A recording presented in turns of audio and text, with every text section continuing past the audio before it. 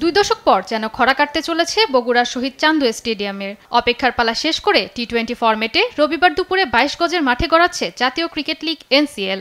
শনিবার দুপুরে সকল অধিনায়করা মিলে ইতিমধ্যেই উন্মোচন করেছেন টুর্নামেন্টের ট্রফি। বিসিবির দেওয়া সূচি অনুযায়ী 14 থেকে 19 সেপ্টেম্বর পর্যন্ত এই মাঠে গড়াবে মোট 6টি ম্যাচ, যেখানে রবিবার দুপুর 1:30টায় উদ্বোধনী ম্যাচে মুখোমুখি হবে সিলেট ও রংপুর। পরদিন সোমবার সকাল 9:30টায় মাঠে নামবে ঢাকা মেট্রো ও বরিশাল। 16 সেপ্টেম্বর রংপুর খেলবে ঢাকা মেট্রোর বিপক্ষে। এরপর 17 তারিখ সকালে সিলেটের প্রতিপক্ষ বরিশাল, 18 তারিখে সিলেট খেলবে ঢাকার বিপক্ষে, আর 19 সেপ্টেম্বর সকাল 9:30টায় রংপুর ও বরিশালের ম্যাচের মধ্য দিয়ে শেষ হবে বগুড়ার অধ্যায়। এরপর NCL চলে যাবে সিলেটে। 21 সেপ্টেম্বর থেকে শুরু হবে শেষ পর্ব।